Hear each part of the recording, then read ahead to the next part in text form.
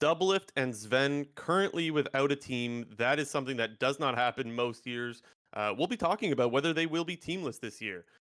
Team Liquid, are they headed for disaster? Some rumors about their roster, rumors about many rosters, really. And T1 going to finals again.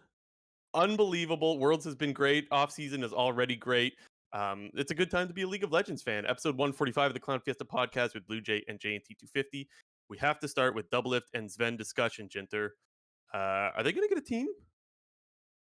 It's an important question because, as you kind of mentioned, while Worlds is still going on, the off season has already began many weeks ago, and we're starting to sort of see what some of these 2024 LCS rosters are going to potentially look like. Now, I'll pull it up on the screen, but for the audio only people, I'll also read it out.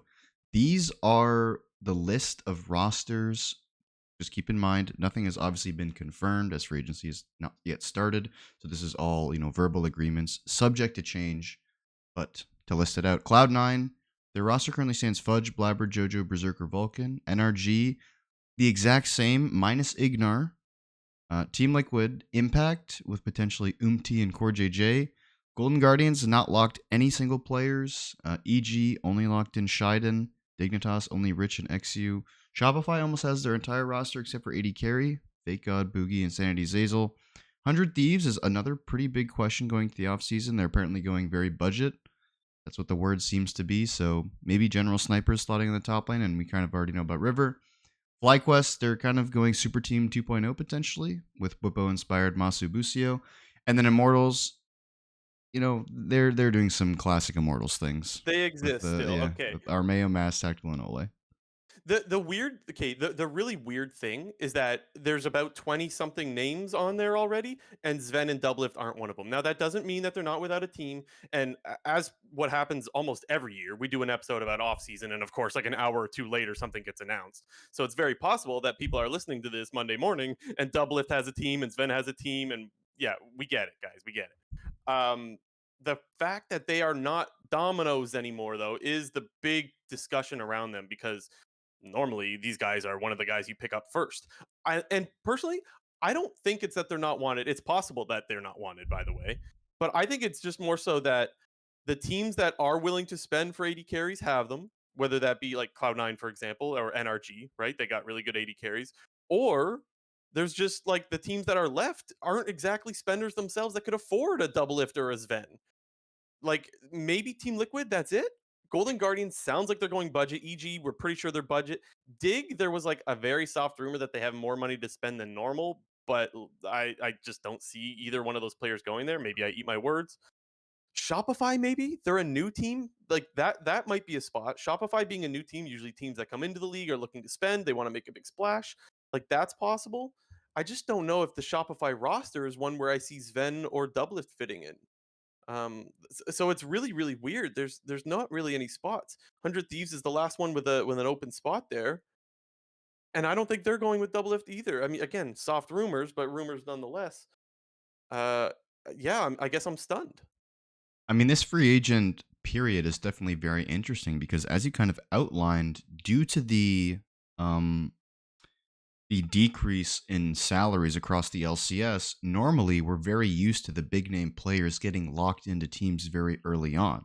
And that's traditionally because the biggest players, they draw the biggest contracts, and those are the ones who get locked in first. And we're kind of at this weird point in time where, yes, there's still obviously the few players that teams are going to spend big for. There was, the previous dominoes we kind of talked about was, your Jojo Pune, your Inspired, Whippo maybe at this point, kind of like that. But you go further into the free agency period, and once you're past the point of spending for your top players, you're then just trying to pick up the pieces and figure out where the other spots on your roster are going to get filled, and presumably you have less money to do so than the players you've already committed to. So the Hmm. fact that Doublelift and Zven don't have a team yet, I think could point towards, as you kind of mentioned, the teams who are available aren't necessarily going to be spending as much as maybe Doublelift and Zven are traditionally looking for. Yeah. So that could be a reason why they're kind of in this extended free agency period. Because as you kind of mentioned before, normally Doublelift and Zven are the players who get picked up right away. Okay, if you were to make like a guess, Do you think they both get a team? Do you think neither one gets a team? I think Doublelift will. Doublelift's obviously the interesting one because at the time when he did when the summer split concluded and 100 Thieves got knocked out of playoffs, he definitely expressed his interests to continue playing in the LCS, and he's maintained that stance pretty much through the majority of Worlds that he wants to be playing next year. And I would say that that points towards him, yes, wanting to play, just purely because if he wants to play, he probably will play. And in terms of where he could possibly land, feels like the only options that really make sense is Team Liquid and 100 Thieves. Yeah. Obviously, he's got the past connection with Team Liquid and more specifically Core JJ. Impact as well, I guess. He played with Impact for two Yeah, he years on did. Team Liquid. And 100 Thieves, There's just obviously, some just because he played for the team already. But as you mentioned, the other 80 carry spots that are available are likely going to be, more quote unquote budget teams. there's just some like conflicting information that makes one thing true but simultaneously false at the same time. For example, there's rumors that TL might go with TLCK 2.0. Well, Doublelift doesn't speak Korean, so if that's the case, then Doublelift shouldn't fit in there, right? And nothing's locked, right? They very well may say we don't want to go TLCK 2.0. That's possible, but if there's a rumor of that, Doublelift can't be a part of that, right? There's also the conflicting thing of Doublelift expressing, like you said, when they got eliminated, his onstage interview with Mark Z, this was like a few months ago now, but he said, I didn't just come back to lose and then just give up, or I'm paraphrasing, of course. So he pretty much expressed that, like, yes, I want to play, but he's also expressed in the past that he doesn't want to play for quote shitter teams being like Dignitas, for example. He's been traditionally very picky about what teams he goes to, and the list of teams that he would normally go to are get that list is getting very small, so even more conflicting information there. So I am torn. I'll just say that I am torn as to, like, I have no idea if he's going to be on a team, but like I certainly want him on one. Like, the league is just more interesting with Doublelift in it. Love him or hate him, like, the league's more interesting, and I think we need a guy like him. I really hope that TL dodges the TLCK 2.0 and goes back. Like, I think that would be cool. Him playing with Core again and Impact. I think that would be a really cool roster. I think TL fans would eat that up. I mean, TL fans saw him win 4 in a row. I think they'd be all over that. But yeah, I don't know, man. The Doublelift thing's really interesting. Well, one interesting piece of info that I just thought of right now is with River being very recently announced to be on the 100 Thieves roster, or Hmm. rumors obviously, keep in mind everyone. Um, Doublelift is a player who, in the past, has always expressed his desire to play with players that he wants to play and wants Hmm. to sort of be involved in the roster building process. And a player that Doublelift has continuously praised pretty much throughout the entirety of his time away from the LCS and doing all the co-streaming has been River. River, like, just thinking of this now, like, River has been a jungler that Doublelift has praised as one of the best in the league, kind of up in that group with Blabber over the last year, year and a half. So And he that could was this maybe year. People talked about River as an MVP candidate just this summer, right? So and that could be a it reason fits. for maybe for Doublelift to stay with 100 Thieves because, like I said, apart from Team Liquid and 100 Thieves, the other teams that don't have 80 carry positions filled are going to be budget teams. We know that for a fact. 100 Thieves is kind of in this. We're not exactly sure, but to have them get a player like River on their team is, I think, a good indication if you are a 100 Thieves fan and are worried about Doublelift potentially leaving. Yes, obviously that is an option, and it's probably likely that he could leave, but to get a player like River also, I think, increases their chances of retaining Doublelift. Yeah, yeah, it does. God, And when it it's comes to so interesting. Zven, I think at that point you really have no idea because you look at a team like Team Liquid and 100 Thieves, Doublelift has familiarity with both of those orgs and players on on those teams, whereas Zven is not familiar with any of these teams except for Cloud9. His only teams that he's played for in his LCS duration have been TSM, who are no longer in the LCS; they've been replaced by Shopify, and Cloud9. And And that whole so, Shopify roster is not TSM like that mhm, he ever played with. He didn't yeah, play with any of those guys. Not that I don't think, right? no, definitely not. I would remember that. I feel like I But would remember if he played with those you look at a that player roster. like Zven, and that points to, okay, well, if you're not going to get on Team Liquid or 100 Thieves, then if you're going to be in NA, you're going to be on one of the quote unquote budget teams. And I think that maybe opens up the possibilities for Zven to maybe go back to LEC. Who knows? We'll talk a little bit of LEC later, but it seems like a lot of those teams are already starting to get all their rosters filled out, and room is quickly dwindling for the 80 carry position. I I guess I wonder. should say room is quickly dwindling for a top AD carry position. Yeah. I wonder if, like, because Sven made it pretty clear, not 100% certainty, but pretty clear that he's looking for an 80 carry spot. I I would wonder if say he'll take a support spot. 100%. I but he didn't say I will not take a support. He said I am looking for 80 carry, right? That I believe that's what he said. I should pull it. Yeah, I don't have it I in guess front of me. the impression that I got from that is just like, I'll take a I think we support if both it's got the my same only impression there. option. Yeah, I think Yeah, if it's his only option, yeah, he might take a support role, but I think at the same time, he's not going to take a support role on a completely shitter team. He'd only take a support role on at least a halfway decent team. sure. And there is a at least halfway decent, better than decent would be NRG, right? That's a spot that newly has an open support spot. Or that's that at least the rumors that Ignar is going back to the LEC as of right now. That was very surprising to see, to be honest. I wasn't that surprised by that. So I still will say I was a little surprised because I thought they were just going to keep the roster together. Um, but the reason why this is such a weird thing to say, and I realize this take is odd, but I remember back when, in the middle of I think it was Summer Split, there was, NRG content, and so many times it was those 4 players without Ignar, and I always just got these vibes that, like, Ignar didn't mesh with the other team. I real this is so conjecture, I recognize that. I just always felt that Ignar didn't feel as, like, that camaraderie with the team that the other 4 players felt. Now, this could be totally just fugazi, and there's nothing to see there. It's just a coincidence that he wasn't being able to be available for content. I just always got that feeling that, like, Ignar would be gone after the season. Just that was way before they made a playoff run and a worlds run, right? So like things changed after that. But I guess what I'm saying is I'm not that surprised. Yeah, I mean, Yeah. I guess the reason that it was surprising to me is just more so it's kind of a downgrade, I feel like, in terms of competitiveness. Like, if you look at, if you're trying to view, like, if your goals as a player are to be winning domestically and to be, maybe not succeeding internationally per se, but at least going to international events, it would feel like staying, maybe staying at NRG wasn't a possibility. Like that could Yeah. obviously that could easily be, the the situation here. Like NRG did not want to renew Ignar's contract, or NRG did not want to continue with Ignar on the team. If that's the case, then there's nothing he can do about it. But at the same time, you look at XL, like this was a team that was one of the worst teams in the LEC over the course of the entirety of 2023. Yeah, they had a much better summer split, but they were the 10th place team in both winter and spring. And I feel like going to a middle to bottom of the pack LEC team as opposed to continuing your spot on one of the top LCS teams doesn't make a whole lot of sense. And I It's guess weird. It's I it's guess odd. that's why I would say the situation was more likely that Ignar was not going to be on the team in 2024 if that is the case. Yeah, it's a little bit odd, I have to admit. I want to continue the NRG discussion. Before we do, just a quick reminder, guys, hit the subscribe button.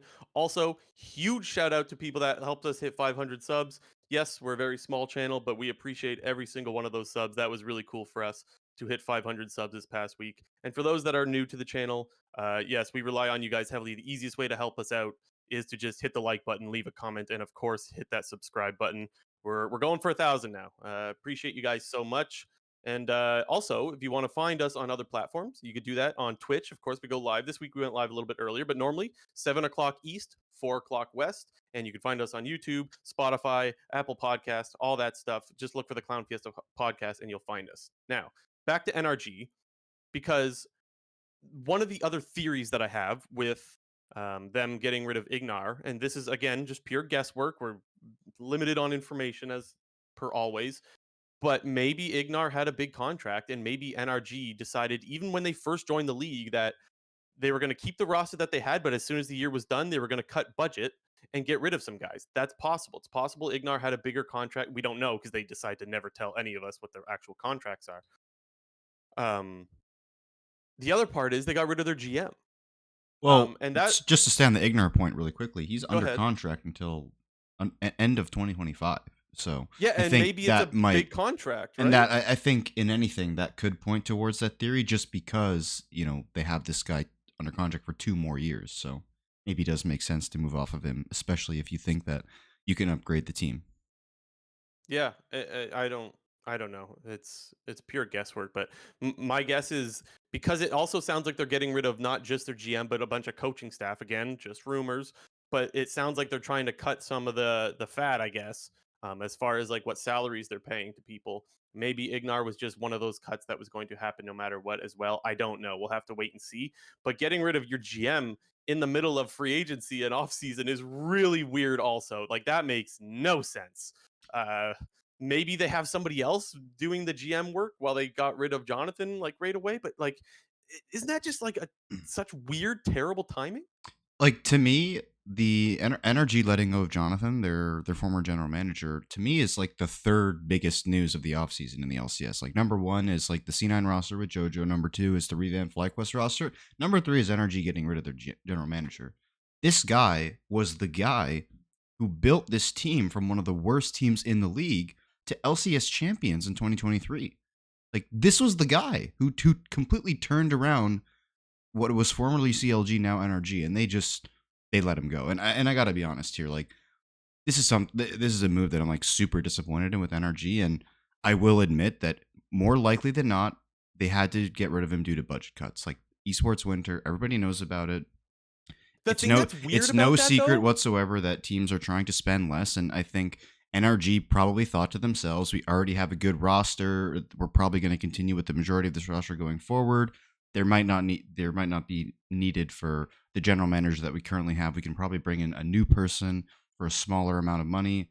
Understand that that's probably what happened and that makes sense, but dude, you compare this to almost any other situation, esports, traditional sports, whatever it may be, you do not ever get rid of a general manager who is a general manager of a championship team and was the sole reason why your team, became one of the best teams in the league from one of the worst teams in the league. Like that is just not something you do in sports whatsoever.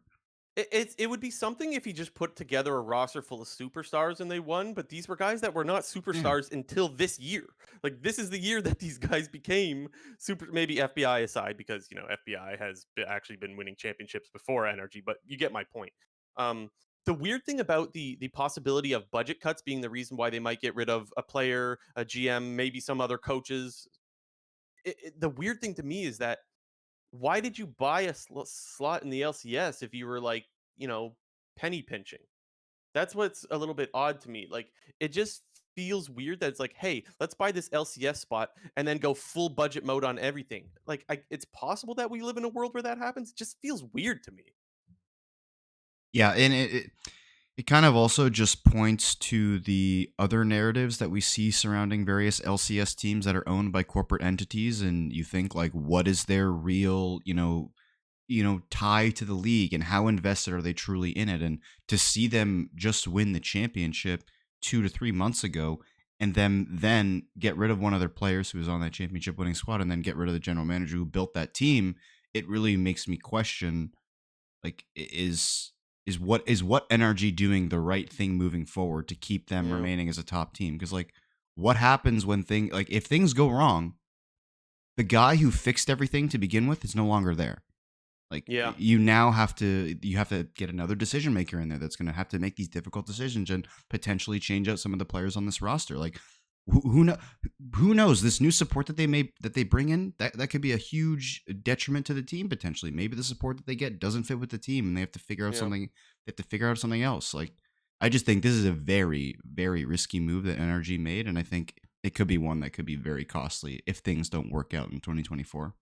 Yeah, last thing I'll say to add on to it is that right now we might not find out how big of a mistake this is until next year because as of right now they're keeping 4 of the 5 players, right? So maybe they run it back this year, everything looks great, no problem. But like you're saying, what if things go wrong and you need somebody to step in and find those pieces that not everybody else wants, but yet you can build a championship roster with? People are going to be like, "Oh, remember that time that we had Jonathan that took these guys, a lot of them out of academy and made an LCS championship team? Oh, and by the way, they went to Worlds and beat G2, crushed them, by the way."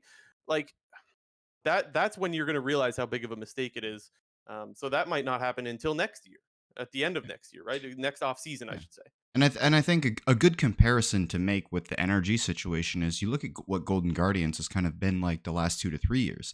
They've had the same coaching staff turned into general manager being Anero. He has Hmm. been there at the base of this team for the last 4 to 5 years, and he has been the reason why Golden Guardians went from a bottom tier, middle of the pack team to now one of the better LCS teams in the last year and a half. Like he has been part of the reason for that, and they've continued to invest in him and his ideologies and his philosophies going forward. And in my opinion, that's been the reason why Golden Guardians has become much better of a team. Like they obviously had that roster that performed very, very well in season 10 that ended up becoming 100 Thieves. That was a very successful roster. They then were able to rebuild the roster again, similarly to what NRG was doing with, if we want to call them like LCS rejects, if we want to say that, Stixay, who at the time was a great player, then started struggling. Licorice was a great player, started struggling. Like it's a very, very similar situation. And I think it'll be very interesting, like I said, moving forward. If NRG starts to struggle, I feel like the rails could fall off maybe. Yeah, it's possible. It really is. I want to talk about Fudge because we talked about Fudge the last 2 weeks, and we both said that we think C9 should look for an improvement. It should look somewhere else because Fudge has been struggling. Now, I want you to guide the conversation, Jinter, but I want to know where the destination is here. I want to know: are we going to like Copium City here, or are we going to Doubtersville? I'm hopping on whatever train you're bringing us to here because we got Fudge anyways, even though we wanted somebody else. Are we just gonna cope and say everything's fine, or are we like, shit, this is bad and this is gonna hurt us in the long run? Where are we going here? I mean, I don't know. I guess the way that I kind of was thinking about is I just wonder if Cloud9 is going to sort of switch up the way that they play on their team now that this is a new team. Because we Uh saw huh. for the majority of 2023, we kind of saw, I mean, I guess I should say, especially in summer, we saw C9 become a very top centric team where a lot of the game Okay. became about playing around Fudge and Fudge playing a lot of these carries. And previously, what Cloud9 was doing in 2021 and 2022 was kind of the opposite, where they were playing heavily towards the bottom, specifically with Berserker. And now with this new roster, with Vulcan coming in as support and Jojopyun coming in as mid, I presume that the team will now become very mid-centric. We look at Jojopyun as a player and what he's been looking like on all these various teams, and Jojo kind of is like the focal point of the team. So I wonder if like Fudge is going to become more of a weak side player now. And I guess if that's the point, I feel like we kind of have to cope because Fudge has pretty much been the guy who's been the carry player and has been unsuccessful in that. And we haven't really seen too much of him be a weak side player. And at this point, all I can say is I hope he's a good weak side player. Okay, we're going to Copium City. All aboard. Okay. Fudge had a rough year, but that's not a problem. We've seen players have rough years before, right? Even just last year, JoJo had a terrible spring, boom, bounce back in summer, no problem. Someday, even what was it, like 2 or 3 years ago? He went to 100 Thieves, he got put down to Academy, was in Academy for a while, bounces right back the next year, back to LCS, one of the best top laners we have. Who's to say Fudge can't do that again, right? Just saying. I If we're mean, going to Copium City, it's there possible. is a world where a few months from now we're going, man, can you believe that Cloud9 almost got rid of Fudge? He's been one of the best top laners in the league since joining the league. Yes, and I mean, even though I said that I was potentially gonna like, if it was up to me, I might look to replace Fudge. It's not that I think that Fudge is a terrible top laner because he's not a terrible top laner. He just Mhm. played very average for the majority of 2023, and unfortunately for Cloud9, that wasn't good enough both to win LCS and to perform internationally. And part of the reason why I think everybody does like Fudge is because we have seen him at that high ceiling at international tournaments in 2021. He had a very good MSI, had a pretty good Worlds as well. So But there is a possibility that he can return to that form, but I just think that Cloud9, for this team to be successful, they're going to have to switch up their play style from being a bit of a top centric team to more of a mid bot centric team. And I wonder if we're going to see Fudge struggle similarly to how we saw him struggle when he first debuted in the LCS, when he was pretty much exclusively playing weak side and he was just getting railed. you're bringing us right back to Doubtersville, all in the same conversation. Well, it's just I have to hope that he's a good weak side player in order for this team to succeed. Like that that's and I say succeed, I mean succeed at the highest level because obviously this team is going to be good. Like they're going to be a baseline top 3 team probably no matter what. But for this team to truly be the best team in the LCS and to perform internationally, you're going to need Fudge to play a much wider variety of styles and champions. Yeah, and the doubters are pretty much going to echo kind of what you're saying there. International is where we see Fudge struggle. That's really what Cloud9 wants out of him. Don't get me wrong, I'm sure they want LCS titles, but they've done that before. It's international where it's been a while now since Cloud9 has done well internationally. Yes, they've made it out of groups a couple times, but haven't really gone far since 2018. That's a long time. And if you want to do that, you need a top laner that can perform internationally, and we have not seen that at all. So yeah, it's interesting. I'm very curious to see if Fudge can recover this year or if he struggles again and Cloud9 is going, damn, I wish we would have found that top laner that in the offseason. What's next? We could do FlyQuest. We could do Team Liquid. Yeah, we Take your kind of pick. touched on Team Liquid a little bit already, but at this point, we don't really have a ton of info about how this team is going to look. But if we're to believe the very weak rumors that we know of so far, being that Core JJ is probably going to remain on the team and that LCK jungler, is going to join the team, it looks like we could be headed for a repeat of 2023. And if it's going to be a repeat of 2023, then that means it's likely not going to be a good thing for Team Liquid if that's the case. Yeah, and just to, I know we keep saying it, but just to, so everyone is aware, this Umpty thing is very soft rumor. There's no like real confirmation of that yet, but it is possible. And the funny thing about this for me is that we just talked 2 or 3 weeks ago about the failure of TLCK, and we asked the question like, are they ever going to run that back? And we said, yeah, it's possible that they do, just probably not anytime soon. Well, what do you know? It looks like there's a chance that they're already considering doing that again, which is that would be something. My immediate so when I immediately or when I heard this rumor, my immediate thoughts were like, you morons, you didn't learn your lesson of what you just did. You didn't. The biggest problem with the roster for me was that you didn't have a backup player speaking Korean, and then you had a rookie that had to come in, not understand what the hell his teammates were saying the whole time. I am okay if they run back TLCK as long as they have backup players that can speak the language that the team is speaking.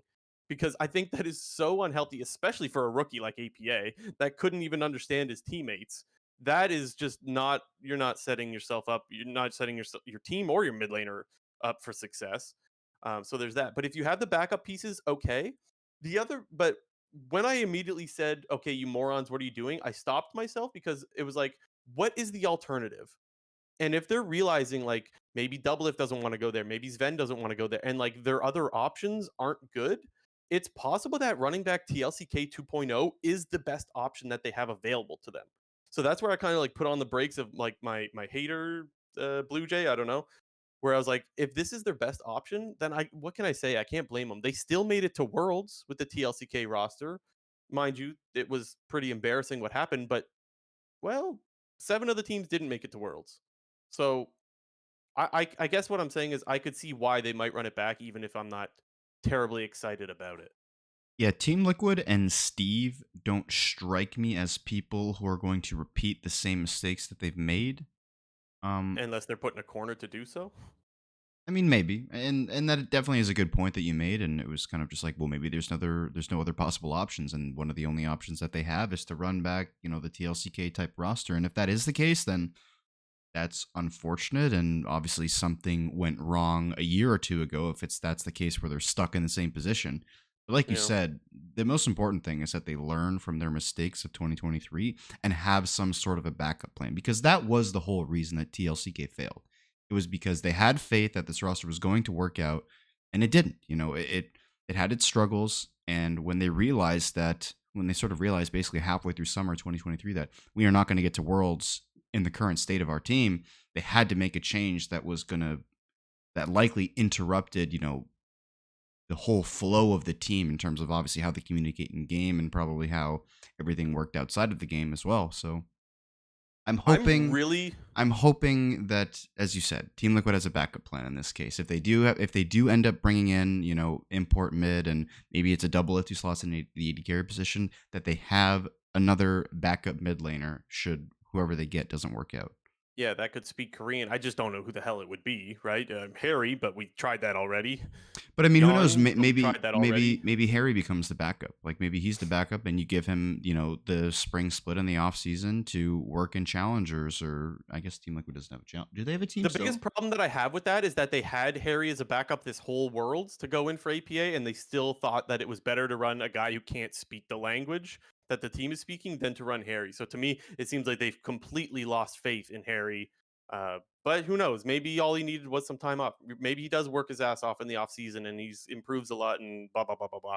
That is possible. I would be really curious. I want to know what Team Liquid fans think about this. Like, if you're a Team Liquid fan, are you like, yes, we were so close this year. We just had a little hiccup, but we could have actually gone on a run at Worlds? Or are you thinking like, we actually could have won summer finals if it was just for these small things? Or if you're like, shit, this is not going to work, and you're in Doomer, what was I calling it? Doomerville? Whatever the Doomersville. I was calling it Doubterville. What? Oh Yeah. yeah.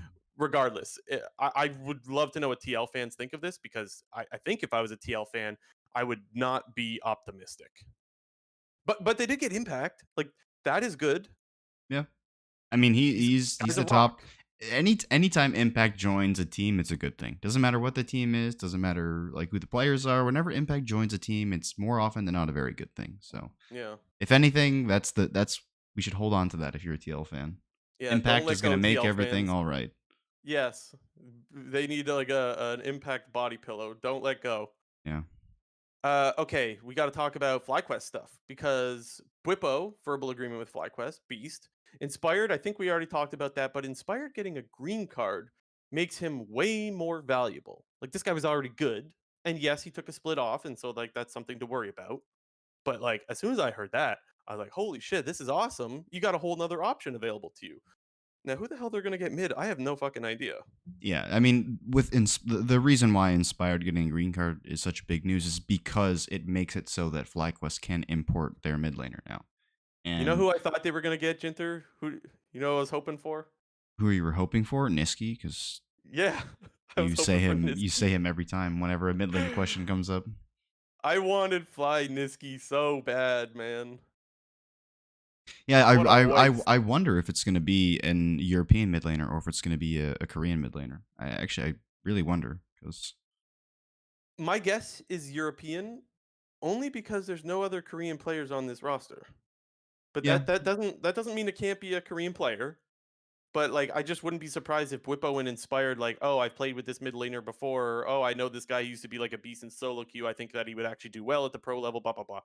Like, I just think with those guys on the roster, I think it's more likely to be an LEC, or a, I don't know, maybe it's an LFL player, whatever. But yeah. Not to jump ahead to our Europe talk that we're going to have later, but there were players like Perks and Larson who were potentially going to be available, but now do have verbal agreements with other teams and when you look at, so we got and the Niski as notable well. players, list on the screen right now, just for the listeners. There's not a lot of mid laners on there. Yeah, there's Like Gory, Jensen, Jensen, yeah. APA.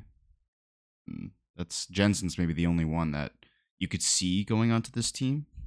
And I honestly, Jensen did not have the greatest year. Like, that should be acknowledged. But I could still see him being a valued mid laner, especially seeing as the pool that's left isn't much better. Gory had a great year. He just fell off a cliff at the end. Do you want a guy that could be a choker? Like, I would be worried about that. So yeah, I don't know. To me, the import thing makes sense, just because the list of what we have left in North America, there's not a lot of good mids. I still think, regardless of who FlyQuest gets for the mid lane, it still is an exciting roster to sort of get Hmm. behind, and especially if you're a FlyQuest fan, sort of hopefully get back invested in the LCS a little bit more after the disaster that was 2023 summer. Because you This got, roster could be so good, but also so bad. Like, it could be, could Bwipo, he nah, took a long it time off. can't be that bad. Like they have Inspired, it Yes, it can't be that could. bad. I Let me refuse to just give you believe that a the team with Inspire is going to be that bad. Okay, let me be clear. I do think this team would be good, but I could easily see the pessimistic version of why they won't be. Bwipo took a whole year off. Even when we saw him, Bwipo is not himself with Team Liquid. That's right. So it's been a couple of years now since we've seen Bwipo be Bwipo, the one that we know. Inspired, he took a split off, right? Yes, one of the best junglers, maybe the best players in the league. But when a guy takes time off, you don't know how they're going to come back. We don't know their mid laner yet. Their bot lane is rookies. I still consider Busio a rookie. I know he's not technically anymore, but like, fresh players. Who the hell knows? Sometimes Okay, well, just academy players he's not do a not work rookie. out. He's definitely not a rookie. We'll start with that. Yeah, S- I did say he's technically not a rookie. I said that, right? You just said you consider him a rookie. Well, yeah, I just because he's still a really young player. That's Oh, all. okay. That's Oh, okay. I realize that in technicalities he's just not a rookie. I get that, but he's still like a really new player playing with another obvious rookie. academy players don't always pan out, man. That's just the case. You get very, very different results. You could get a Jojo Pyun. You could get, I don't know, APA, Kenvi. There's a bunch of rookies that have come in and have all shown really different versions of what a rookie in the LCS can look like. So I just think that there is nothing to me that says for sure this team will be good, even if I think they will be one of our better teams. They could easily just fall off a cliff. Yeah, I guess one thing to for the argument of obviously rookies debuting in the LCS, obviously you can get a wide spectrum of what that rookie could look like. One of the things that I think is leaning me more towards the good side of FlyQuest is that he's playing with very experienced veterans on the team already. Bwipo and Yeah. Inspired are two. They've been playing the game for, well, I guess they've Inspired has been playing pro for at least 4 years, and Bwipo's been playing for at least 6 years. Obviously, And the Buso, while still a majority young player, he had a full year in LCS last year, and I presume whatever the import mid they get will also be an experienced player. So I think this is a very good situation for a rookie to be coming into the LCS, especially one that is as hyped up as he is, because he's really going to have a good enough team to sort of allow him to flourish. So I just want to point again to another example of where like it doesn't always pan out. 100 Thieves last year, we had some rookies playing with Bjergsen and Doublelift. Didn't go so well, right? Some long time, very, very good veterans. So maybe it's just the FlyQuest fan to me that's like, okay, whoa, slow down. Because maybe I'm just afraid that they're gonna, choke or something. I don't know. Overall, though, you mentioned Whippo Inspired played for a long time, and most of those years they were the top of towards the top of their role. So there is reasons to be excited for FlyQuest fans. I just, yeah, we've seen things go wrong before. Even when you think it's a lock, even it's when you true. think it's a lock for this team to be super good, I'll just point to Well, Team Liquid last year. Things don't always work out. What's the next team, Jinter? I want to talk about Shopify because I think they're actually doing a really good job for their introduction into the LCS. We kind of talked about it a little bit a couple weeks ago, but the fact that they extended Insanity's contract, number one, that was a very good thing. Number two, Pog. the fact that the rumors seem to be confirming that they're going to retain Boogie and their coach Revan, also a very good thing. I thought Boogie was one of the more underrated players in the LCS last year, and I thought Revan, for the most part, did a decent job. Especially, we kind of saw that TSM last split was one of the few teams that was kind of experimenting a lot with some pretty wacky picks, kind of catering towards their own players' strengths. It was mostly to the strengths of Insanity and Boogie, what they were doing. And I just think that's really good. And the players that they picked up to, join the roster are, kind of similar to what NRG/CLG was doing in terms of getting these, players who they have played in the LCS. They kind of had some up and down moments while in the LCS. They've spent about 2 years on the Academy/Challenger scene. And while they've been doing that, they've been dominating that scene. Fake God was on Cloud9 Academy/Challengers when they were a top team. He was on Dig as well, I believe, for a little bit when Dig was the best team. And then they were on DSG, who just won in summer. Zazel as well on DSG. Hmm. Previously was coaching for Cloud9. So I feel like for Shopify's first intro into the LCS, they're doing a really good job of building a team that, yeah, sure, might not be like amazing right off the bat, but I think they have a lot of room to grow, and that can kind of just only point towards good things for the future. Yeah, I mean, obviously, it I'm. could be a huge fucking disaster, but don't think I that's don't going to think happen so, just though. purely because Yeah. the good that we saw of them last year is still on the team, and the new players that they brought in are on an upward trajectory. Yeah, no offense to Hanser, but he did He was not have a terrible. good. We can offend Yeah, him. He was fucking trash. okay, and then I do think that Fake God will be an upgrade. Mind you, we have seen Fake God struggle before at the LCS level, so that's worth noting. I do think it's really promising that he had a lot of success with Disguised, but yes, the LCS is a different animal, so we'll have to kind of wait and see how that goes. I guess if you're looking at Fake God, you could kind of find some similarities with Dokla as far as like Dokla used to struggle in the LCS, went down to Academy, came back to the LCS. Well, I wouldn't say Dokla absolutely popped off in the LCS. He showed he is definitely worthy of being in it. And so Fake God could follow a similar trajectory as him. Zazel, we've been talking for a while that Zazel should be in the LCS, so I'm just happy that he's finally back again. I think that I'm very curious to see who their final piece is in the 80 carry spot. Maybe Zven, I don't know. But overall, I actually do think this is probably going to be like a middle of the pack team. Yeah, I mean, I feel pretty confident in locking this team in as like a fringe playoff team, like easily. Yeah, I would say any 4 if you're lucky, top 4, but I would say realistically more 5, 6, Yeah, and maybe that's what I 7. would assume, like 5, 6, 7 area. Yeah. Okay, who's next? I let's go to Golden Guardians next because they're the only team on this list that doesn't have a single player rumored slash confirmed moving towards 2024. But I think the important thing to note is number one. Sorry, I lost here for a second. Number one, all of Licorice, Gory, Stixate, and Huhi are under contract for next year, and we have not seen, I believe, other than Gory, tweet about, exploring options or anything like that. So while there currently is no names filled in for the Golden Guardians roster, I still somewhat expect all or at least one or two of the trio of Licorice, Stixay, and Huhi to be on this team moving forward. That's I just get the maybe a bit of feeling a gent prediction, though. this is pure just guesswork as per always, but I get the feeling that Golden Guardians is currently in the process of asking all of the players that are under contract right now to take a lower contract. That's Yeah. what I'm thinking is happening. And I think the players are probably saying, let me go see what I could get somewhere else. And honestly, the spots are filling up. So there's not of other places to go. Like, is Immortals or Evil Geniuses going to pay for more for Licorice? No. So I get the feeling that Licorice is more likely to stay on Golden Guardians. Maybe 100 Thieves if they decide against the sniper thing. The sniper rumor was like 2 or 3 months old, so they could have decided against that. I don't know, but River's already gone over there. There's a chance maybe Licorice would follow if they could just pay a little bit more. That's possible. Um, yeah, I don't know. The problem is that it seems like Golden Guardians is going budget. Mostly because we started learning about that when we heard that they were in the JoJo sweepstakes or whatever you want to call it, and then they had to pull out because they just were like, oh, we can't spend. And ever since that, it's like it just there's no rumors at all, and I think it's mostly because they're just trying to stick with their same players or trying to hold on to whoever they can while paying them much, much less. That's what I'm guessing is happening right now with Golden Guardians. Yeah, that makes the most sense. So I would probably tend to agree with that as well. And I think similar to again, we'll kind of get into some EU stuff later, but similar to the whole Mad Lions situation where it was kind of up in the air whether or not like they had gotten rid of their whole team.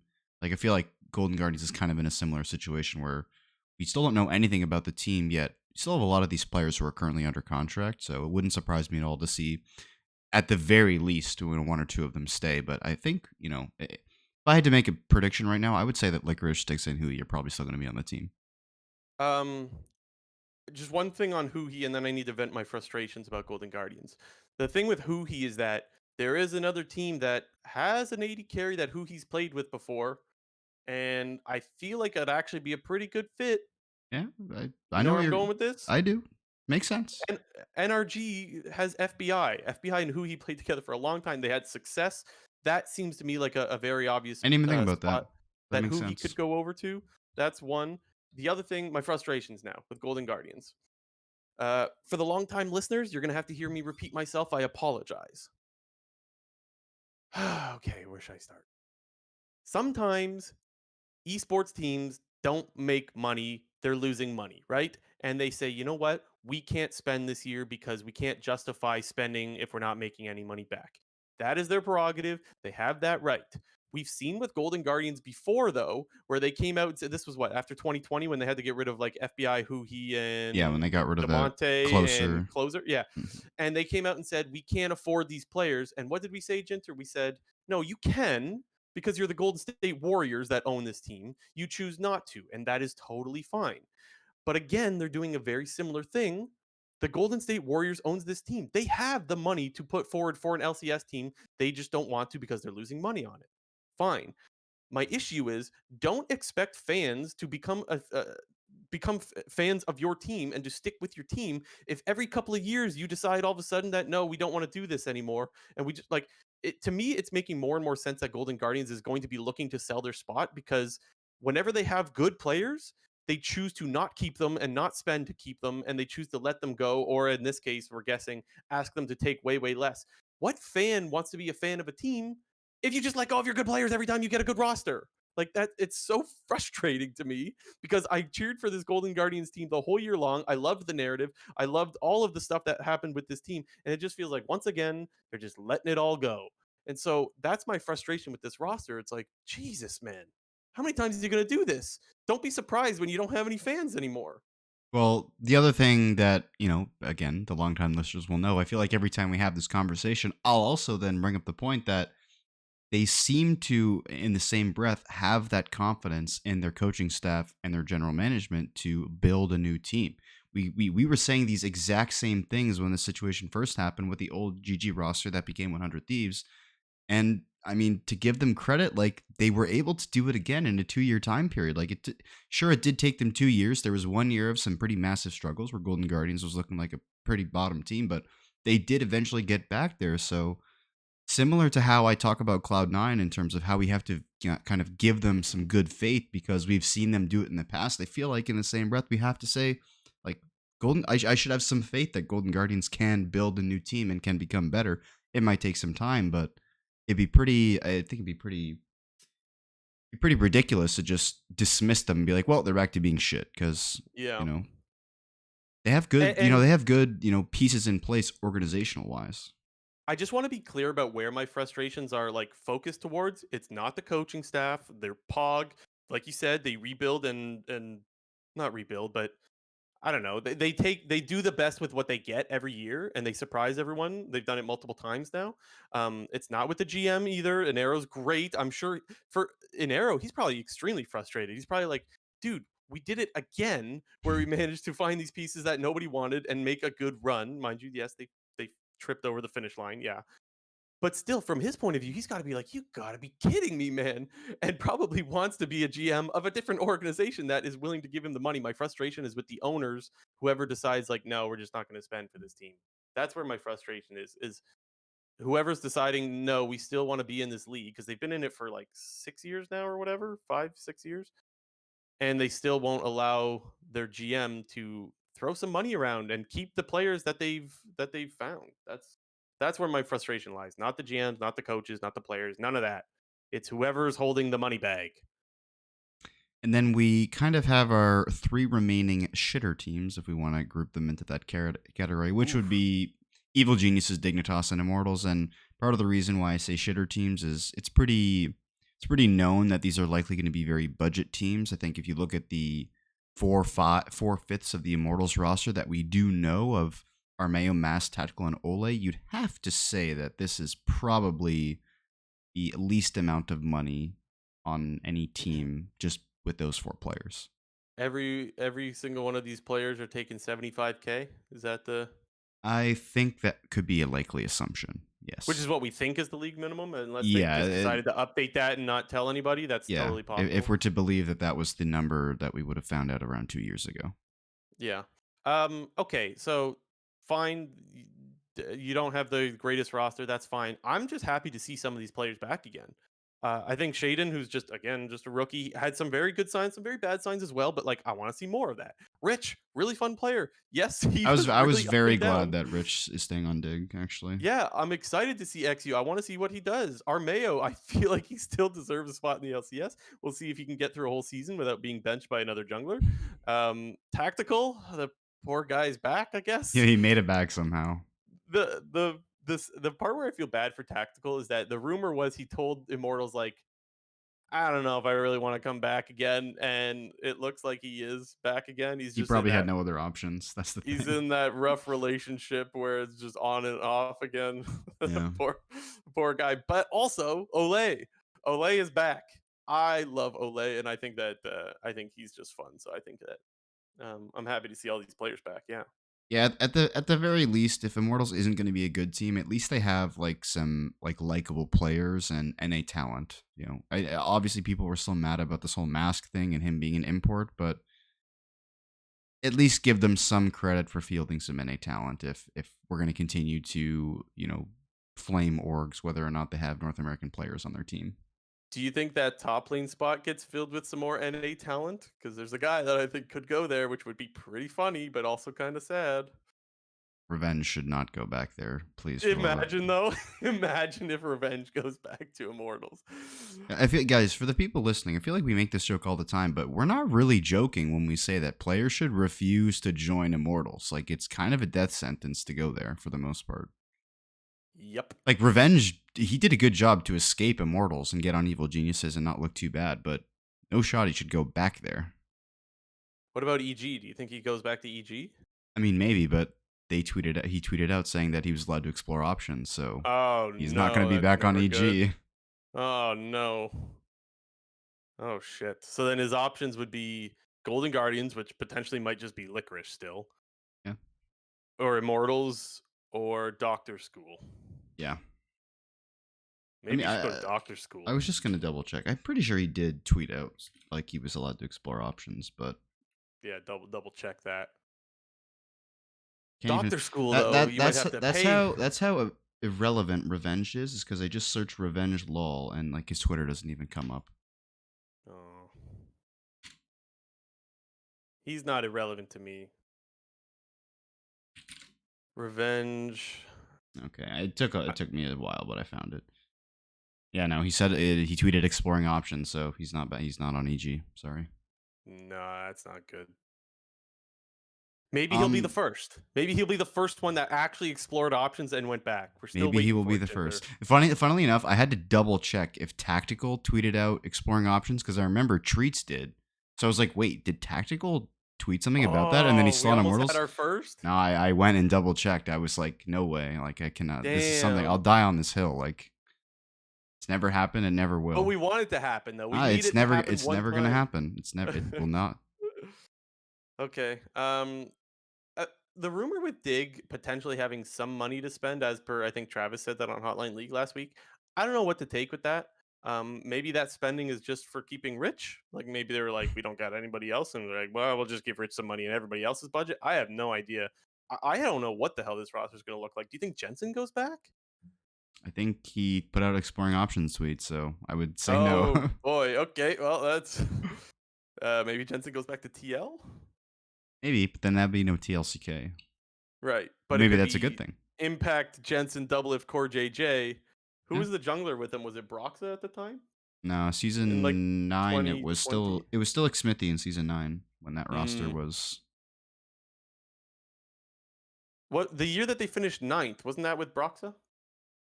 Yeah, that was with Broxa. But that was I think they also changed out. Was Impact still the top laner in season 10? I don't think he was. I don't know. Not sure though. What season do I need to go to? 2020 season? Yeah, who was the top laner? Spring Did Alfari that show season or roster. Team Liquid they had Impact, Broxa, Jensen, Doublelift, and Core, but oh, obviously Tactical got put in they did and have Impact in Surenfire got season put in. 10. Okay, not far off. Just It's saying. possible. Yeah. Any other notables? Chime, where the hell's Chime? Chime, Oh yeah, your boy. don't do this to him. I mean, just based on the missing support spots, I feel like he'll find himself on a team. He should. Like he played well enough to be in the LCS. It would Is be. there a support that's better than Chime that's available? There's Ayla, but I would take Chime. I I think mean, that's close, yeah. honestly. No. I mean, I based on what we saw, I'd take Chime easily. Chime easily. Ayla had like it was very hit and miss, right? Because Mm, that whole team just like fell apart all of a sudden. But I feel Ayla was actually like looking pretty good I in don't know. summer. I feel like Chime had like some really good moments, and then for the most part, he played like pretty average. Whereas like Ayla was pretty average for the most part, but then also had some bad moments. Hmm. So like they were both I like thought I remembered they him were doing both well like at some point. they were both like a baseline 6 or 7. But then some games Ayla would be at like a 4. But then there were some games Chime would be like an 8 or a 9. So I feel Hmm. like Chime had way more upside. So I would go for Chime I easily don't over remember. Ayla. Trying to look at other notables. Closer and that I don't really have many thoughts. Oh, Spica, by the way. Oh Spica, yeah. still not rumored to any team yet. And there's And only if one people that are potentially two jungle spots open. yeah, people that are looking if you're just listening right now, the only spot that's kind of open would be TL, maybe Golden Guard. Yeah, Golden Guardians because River's rumored to go to 100 Thieves. So kind of two spots, kind of one. Yeah. If TL goes after Umti. But okay, maybe Spica goes to play with Doublelift on Team Liquid again. They might just be TLCK, but that's possible. They got along. They played well together I on mean, TSM in 2020. A roster of Impact, Spica, Jensen, Doublelift, Core JJ is pretty damn good, actually.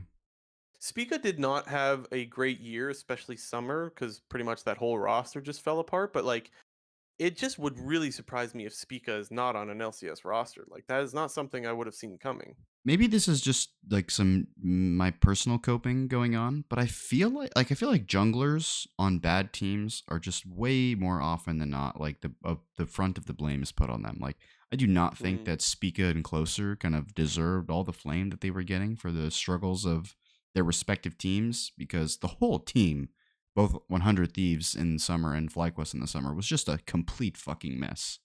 yeah. Like Kenvi still doesn't have a there's a lot team. of other, I mean, I shouldn't say there's a lot of other things that I would blame before them, but there's a lot of other factors that go into the blame game than just Yeah. jungler equals bad, team equals bad. Yeah, I'm just looking at the other junglers. Kenvi still doesn't have a team, although Kenvi kind of he didn't really have a great year, but again, that could just be an Immortals thing. We mentioned closer, we don't have anything on him. Don't know where a closer would go. Yeah, not a lot of jungle spots, so it looks like there's a lot of junglers that are going to be losing their spot from this past year. Anything else? Yeah, I'm looking to see if we I don't think yeah, I think that's everything. Do I dare refresh I did Sheik it like a minute Twitter? ago, so I don't think you need to, but go ahead. Okay, Just so yeah, I the last thing is still Ignar. Totally expecting that to change by the time this gets uploaded or by tomorrow morning when we find out Doublelift's on a team yeah. or Zven. Yeah, anyways, off season it's looking good already. It's always interesting. That's the one thing that we always get from the off season. It is always interesting. So that seems to continue. Should we talk about Worlds, Jinter? Yes, we should. Bruh, what series are we starting with? Because I don't know about you, but I was hyped for both of them. I was having a great time watching these games. Well, we'll go in order of how it happened. We'll start with the Weibo versus BLG series. Another 5 game banger. Mm-hmm. Once again, the 3-2, but I predicted it in the wrong way. I feel like every single 3-2 that I predicted at Worlds has been correct that it was a 5 game series, but incorrect in that I picked the wrong team to win. Honestly, We just this gotta was probably the series that I was actually the most surprised about, just in terms of like how I rated the two teams coming in. Like even though I had it as a 5 game series, I still thought that BLG was the better team.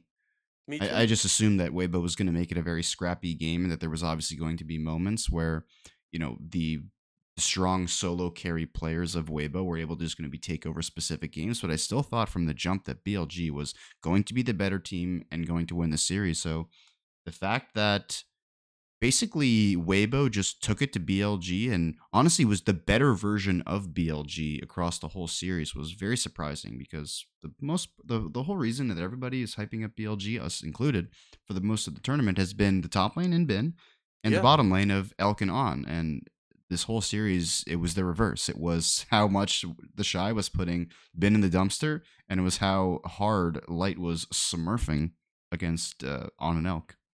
I think I disagree a little bit with the bot lane part. Let's start with the top lane though, because coming into this series, the discussion not just on this podcast, but pretty much across the world spectrum or whatever you want to call it, was that Bin has been the MVP of the tournament so far, and so you expect Bin to be Bin and kind of take over this series. And okay, he did in games 4 and 5, but to talk about that without mentioning how he got stomped in games 1, 2, and 3 just does not do justice to what happened in this series.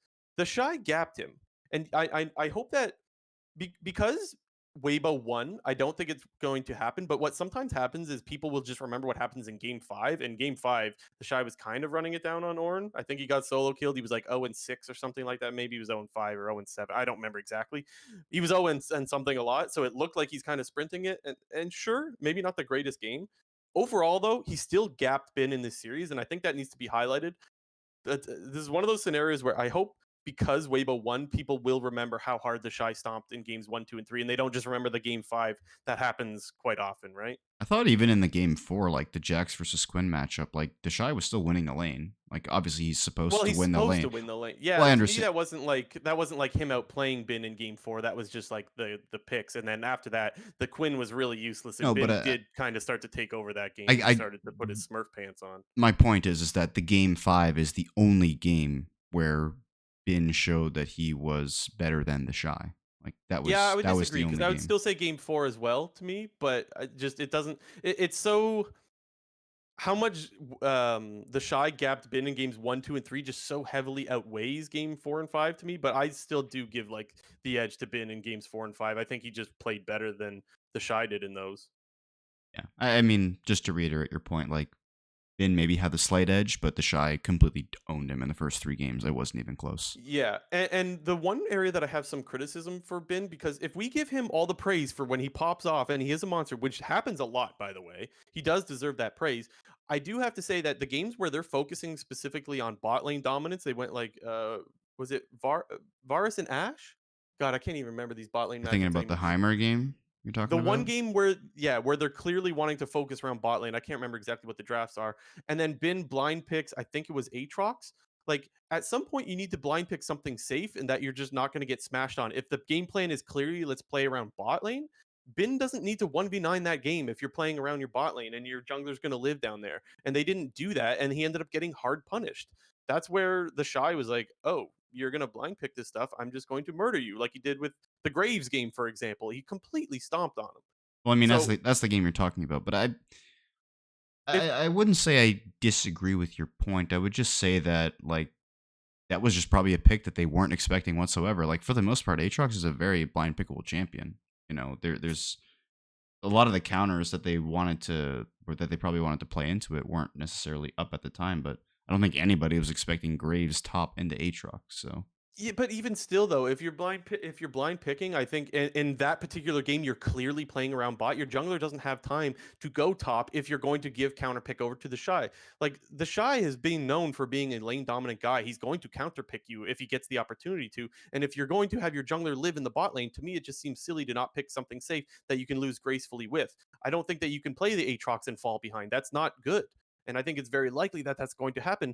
This is not the first series that the Shy started popping off this tournament. The Shy's had a pretty solid tournament overall. So to me, it felt a little bit disrespectful. And I guess just to finish my point is if you're going to praise Bin when he's popping off and he picks these 1v9 champions in the top lane, you do have to throw criticism his way when he's still trying to do that, or the team is trying to work that into his into their game plan when it just doesn't seem to match what they're trying to do at the other end of the map. That's all.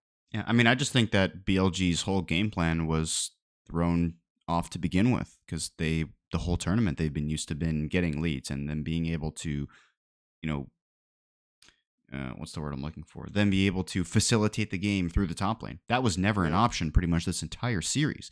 Even in the Yep. games where Bin had the slight advantage in games 4 and game 5, specifically that game 4, it's not like Bin had the agency in the lane. Like the Shy was still dictating what was happening in the lane. Yes, BLG did a good job of countering that and killing the Shy, bringing Jun up to shut him down.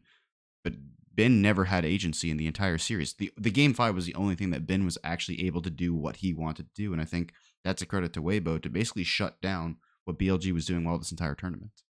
Yeah, if you shut down the other team's best player, the MVP of the tournament at the time, you're doing something right. So definitely some credit over to them.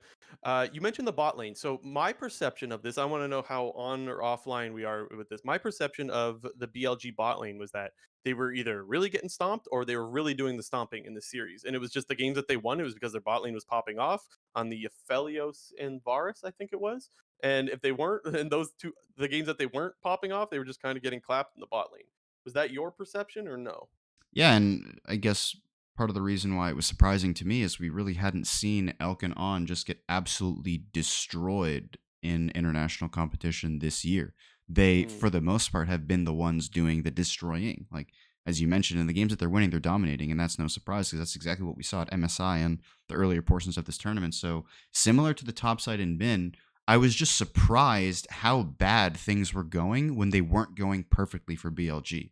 It was kind of gotcha. like because it felt like the situation where this team was probably so used to playing in a certain manner where they're used to getting top lane ahead, they're used to getting bot lane ahead, maybe not both at the same time, but just generally in any given game, they're kind of expecting one of these two lanes to be ahead. And when that wasn't happening, it just felt that BLG was very lost in what they needed to do. When it came to a point in pretty much every single team fight where BLG was in a losing position and Jun had to make like the decision, like he was the one having to force the engages, he was the one having to make those plays.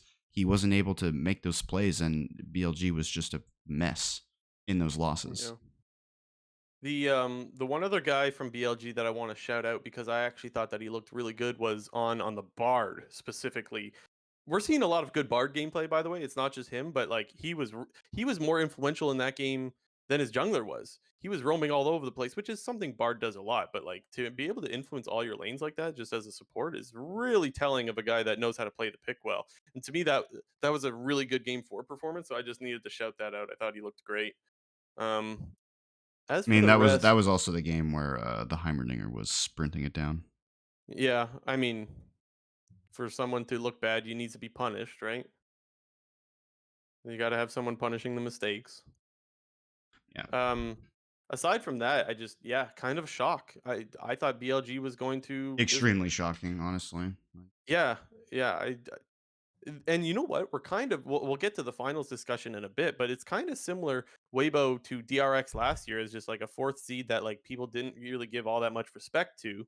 Yeah, And well, they're going to finals and they're going up against the same opponents. We'll get to that in a sec, but yeah, I just think that's interesting.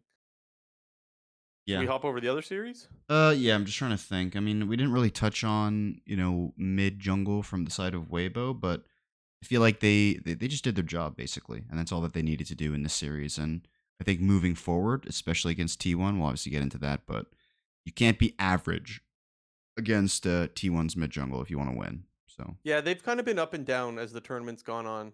mhm.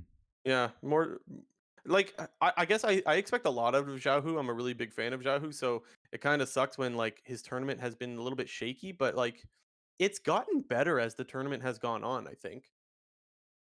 Yeah. So, I mean, you wouldn't make it to finals if you were running it down that much. I mean, he's a player that I've always said is definitely better in the best of fives that he is in either a best of one or best of three format because this guy has such a wide champion pool. It's part of the reason why I think he's been so successful as a player. Part of the reason why he was also playing top lane for like 2 years a year ago. Like Yeah. this dude can play every champion, every style, and yeah, he's probably gonna have to pick a style that suits him and his team the best in order to take down T1 because, like I said, you can't be average against Faker and Owner because we might as well just jump into the series right now, JDG versus T1. But oh my god, Where to start, man? T1 basically became JDG in this series and just team fought their way to victory. Dude, I guess the first place to start is the obvious place. Faker had a fucking good series, man. And I look, okay, we know Faker's a good player. Yes, he's going to another World Finals. That's crazy. But for me, like it feels like it's been a while since Faker has been their best player because this team is so stacked. But I thought he had such a good series, man. The Azir prediction on Ruler's Flash on was it Varus he was playing? Who's he playing?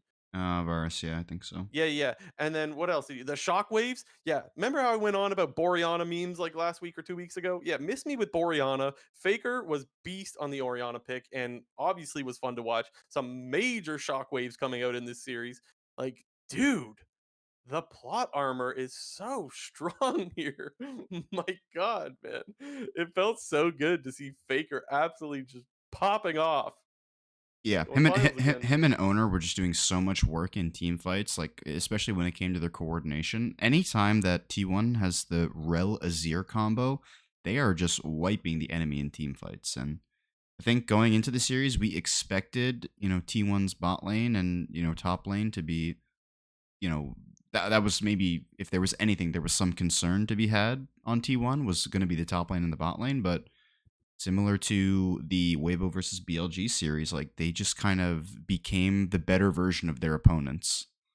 Yeah. The golden road is the dream is dead. Yeah.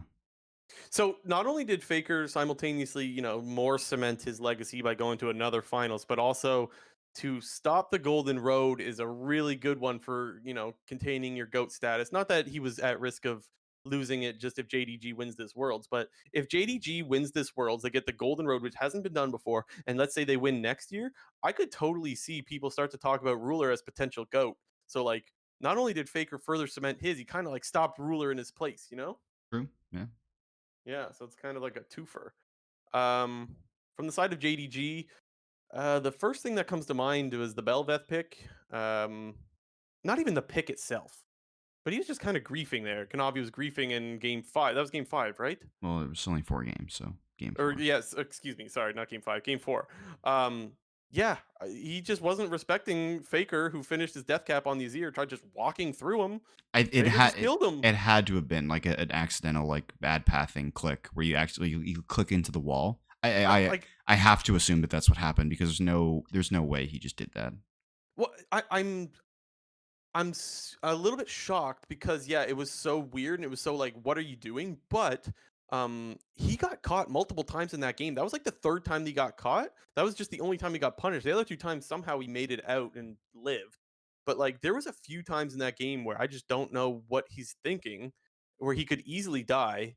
That was just the one that he actually did and clearly was really, really costly.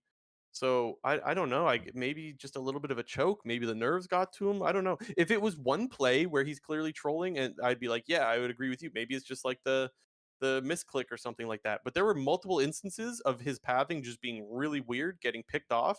It I just just mean yeah, in that specific scenario, it felt very much like it was one of those moments where you click into the wall and then it starts pathing you like back it's around possible. because he was like, if people don't know what we're talking about, he was walking up along the dragon wall where the pixel bush is, and he's walking from right to left, and he's about to walk out, like he's about to walk out no problem at all, and then all of a sudden he just starts walking back into the dragon pit into triple Azir soldier, gets stabbed 3 times and died. So Yeah, I I don't know what I, to think of that. I'm just coping for him, I guess, because I refuse to believe he just actually did that, and it wasn't just a situation where he clicked into the wall and it pathed him back into the pit, because that happens all the time. If you accidentally click into a wall, it will then path you towards where your cursor would be if it was outside the wall. So if you ended up clicking in the wall and the movement forced you to walk back into the pit, like that's the only situation where I feel like that would happen.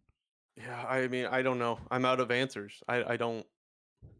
You would think that his APM would be quick enough that like he's clicking multiple times and realizes, oh shit, I'm pathing wrong, instead of just keep walking through the Azir But soldier. again, I that's don't that's why I mean it's just like one of those situations what. because you think you're out. So like maybe he panned his camera elsewhere and he was like, okay, well I'm walking out, I'm about to base, so like now I need to be.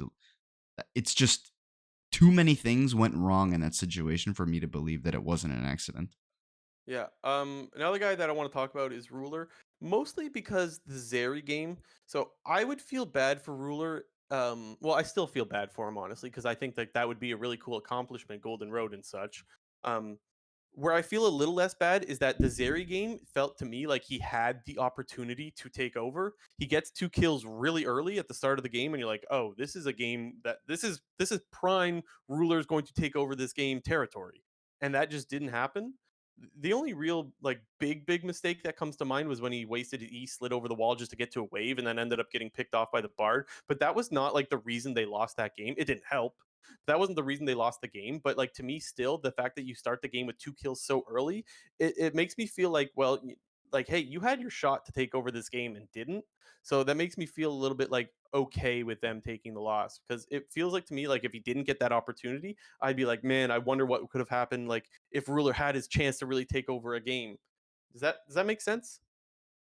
Yeah, I mean Ruler he definitely had the opportunity to carry that game, but I do think that kind of like you mentioned, obviously him dying to dashing over the wall to get the wave didn't help their cause, but at the same time, Yeah. top lane wasn't going very well, jungle was not going very well, mid lane was starting to fall behind slightly as well. So Yeah, I think and that that's where I say like I don't the team was just kind of collapsing around him, and I think in that agreed. situation you can't really put any of the blame on him. Well, I don't know. You can because like that's his opportunity, but it's a fair point. It's a fair point that it's not like oh he messed up the team fight and that's why they lost. So like yeah, I just feel like it would have felt bad if he never got the chance. I feel like I'm more at peace with them losing, I with mean, Ruler losing specifically, I knowing think that if he Sorry. had that start to a game, right, and was put in a spot where it's like, this is your game to take over. And honestly, I shouldn't even pin that on him. That like that's his spot. That's the team's spot Yeah, to have Ruler take over a game. Is that's basically what you're trying to the say here? point that I was going to make is, you look back to MSI 2023, and one of the reasons why JDG was so successful, and one of the reasons why they were getting so much praise is because the way the team fought around Ruler. True. And I think if we're going to give credit to the team for propping up Ruler in those situations, we also kind of got to talk about when the team is sort of dragging him down. Yeah, no, okay, I actually 100% agree. I think you're right. That makes a lot of sense to me And because now yes, that is the narrative around that team was their team fighting. So yeah. on the flip side for T1, now correct me if I'm wrong, but did you say Faker was the best player for T1 in the series? Or do you? Yeah. Because Carrier, maybe I Zeus. don't know if you forgot about little Carria, the cute little boy down there, but I mean, he had a great that dude. series also. Like, I'm not trying to take anything away from him. I thought I know. I I thought was he just looked saying. awesome. I If just thought it, Faker looked great. my pick for the player of the series was definitely Carria. I think that's what the broadcast also picked as well. I can't remember, Okay. but oh my god, dude, Carria played so well. His Renata in Game 3 was about as perfect as it could be. His Bard in Game 4, while it was definitely good, it wasn't. He missed so many flash Qs on Bard. Like, he was playing well, don't get me wrong, but anytime that pretty much every single flash Q that he went for, he failed. So I Yeah, pretty much to just me, laughed every time they won the team fight. They pulled up the replay and they slow mode Carria, like missing his Q flash, and I just thought it was funny. But he yeah, he to he me, played insane. I have no problems if people say that Carrier was the MVP of that series. I don't agree because I think Faker had a really good series, but like the whole team played really, really well. Even Zeus, like, okay, The I whole think team Rumble's played fucking well. broken. I think Rumble's broken, but he still managed to smash the Rumble in game one. What was it? Was he playing Aatrox? Aatrox, yeah, he's Was he doing was he this playing? like lethality Aatrox build that he builds every single game, which is Yeah, kind of interesting. like I think Rumble's busted as like we saw in the BLG series. Like Rumble absolutely just roasted people. Well, actually, just the whole term. I've been saying Rumble's broken since Summer Split. Actually, now that I think about it, Rumble's been broken for a long time. I, I just didn't think that he was going to just demolish the Rumble pick there. I thought, oh shit, this is going to be a rough matchup. Nope. So like even Zeus, like my god, man, I just think so much differently of this team now than I did at the start of the tournament. Sheesh. Yeah, they flipped the narrative definitely after the first two games where they were looking kind of shaky, but they're looking very scary, very And they dangerous. took out the hardest opponent. Maybe we should just flip the finals now. Yeah, I guess. I mean, I'm trying to think if I have anything to say about JDG. I don't know.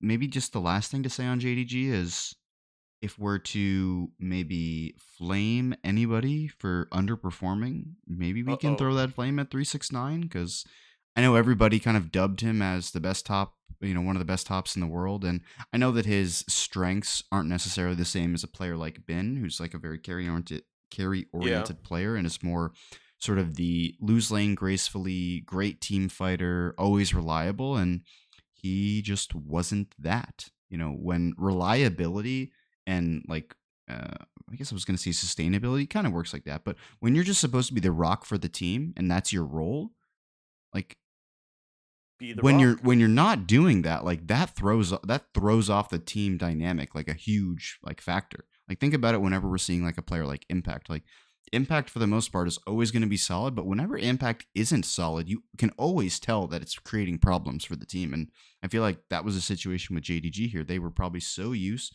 to having 369 in a head or even situation with a strong team fighting champion, and that was almost never the case because Zeus was just dicking him in lane.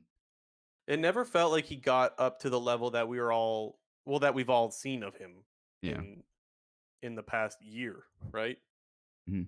MSI, he was an absolute monster. Maybe you would want to see some of that, and we didn't really see it this tournament even. Not even just this series, but Yeah, this that tournament we saw mhm, not nearly as much as what we would come to expect from him. mhm. Okay, finals now. This is so similar to me. I mentioned how like it's another four seed. We're going into T1's gotten through all the in air quotes the difficult matchups. This is so like let's not get ahead of This ourselves is here. supposed T1, to be the like easiest one, but I this think is everybody was probably saying the same thing last year as well. I cannot think there's a world where T1 loses this. Right? They learned their lesson last year. Sure, we'll go with that. Maybe I'm going full Jinx mode. Yeah, I mean, we I haven't we gotta haven't we tread haven't been carefully. right about a whole lot of these picks that we've made in the top 8. My thoughts Or are you that haven't, I they guess I should learned say. like I they're haven't been just that like great either.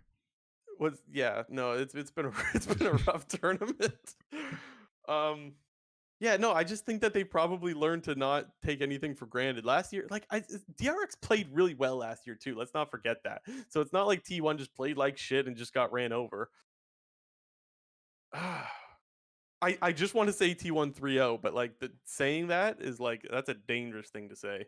I'm gonna say 3-1, just because I don't think it's gonna be a sweep, and think part of the reason why a lot of the series that I think we might have thought have been sweeps, but part of the reason why I've been giving a game or two to the other team is just because it seems very apparent that whenever this whole like blue side red side thing has been going on, that there are games where like blue side is just naturally going to get a favorable game. And I think that Weibo will probably get in one of those. I don't know who has side selection, but even if they're down one or two games, I think Weibo will end up winning one of them on blue side. Okay, I've changed my mind because this just feels way more right to me. It's not going to be a 3-0. It's going to be a 5-game banger like we all want. Okay. T1 is going to make us sweat like crazy. We're going to think they've done it again and not thrown, but lost in a game 5 to a team to a 4th seed, but they're going to come out on top with this one. That's what's going to happen. I mean, Wishful that's what thinking, that's what yeah. has to happen. Of course it's wishful thinking. Yeah, I don't doubt that. But that's what's going to happen. You just fucking watch. It's going to happen. T1's going to come out on top this time. Um, trying to think about how this series might play out. Okay, if T1 doesn't lose though, I mean, Xiaohu getting a world championship is kind of beast, no? Well, you said doesn't lose, so I guess you meant to say doesn't win. Yeah, yeah. If T1 does not win, Oh yeah, sorry, I even wrote this down because I was like, this is kind of an important question. If the Shy wins again, is he just gonna leapfrog to number 2, like all time goat? I feel like he would. okay, no. For me, it's a definite no. So who? Like So hard no. then who would be number 2? I don't know, but here's my reasoning. You can't just grief for like 3 years straight and be called number 2 GOAT. I get it. Multiple championship. This is if Weibo wins. It would be multiple championships, and that's great. I don't want to take away. He's even had a good tournament. I can't take away. But dude, come on. The Shy's been sprinting it for years now. I said 3 years, but I don't even know. Was it 4?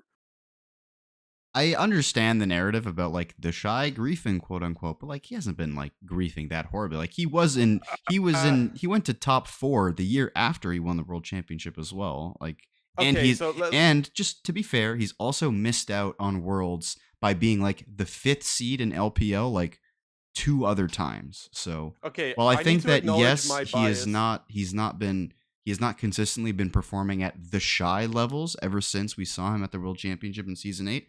But I do think that it'd be a little unfair to also just be like to just discredit him, to be like, well, you weren't at Worlds anyways for the last 4 years, so no.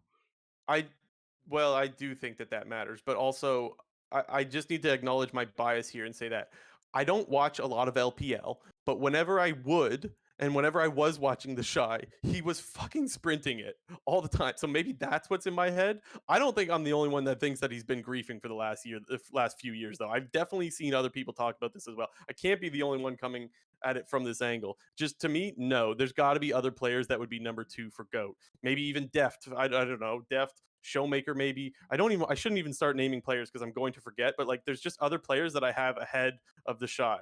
Well, Maybe even Zhao Hu because he's got 3 MSI championships. I don't know. Maybe a yeah. Worlds one would put him up there. I mean, just to play devil's advocate slightly here, I feel like there's a lot of there's a lot of different ways that you can sort of spin the narrative to either prop or bring down players in terms of you want to talk about their GOAT status. Like I did see a Reddit post on on Reddit this past week talking about how Damwon has been getting worse and worse at at every single world championship they've been to. And while I don't discredit that from Showmaker's career and be like, oh my god, like Showmaker is this guy's been getting worse and worse every single year. This guy's not that good. But I guess my point is you can see that like you can do a lot of things to twist an argument to either prop or bring down somebody's performances over the last number of years. Like Yeah. This to me obviously, feels like a good obviously, time me to personally, I would put Showmaker in, at the very minimum, the top 10. Like maybe who knows the top 5. But I could also see a world where people want to make the argument to say Showmaker, ever since winning the world championship, has been getting worse and worse every single year. And while that's not, even if that is the case, like it's pretty difficult for people to maintain, top performance for such a long period of time. But I guess my point is the Shy getting back to Worlds Finals. And again, should he win again for the second time, which would basically only join Faker and Barrel as the other players who have won more than one world championship, I think is very, very big. This would be a good time to call out the comment section, or as we do call it, the call out section. There's definitely some players that we're forgetting that should be like thrown into the number two goat discussion. So if we're missing some obvious players, call us out on this, please.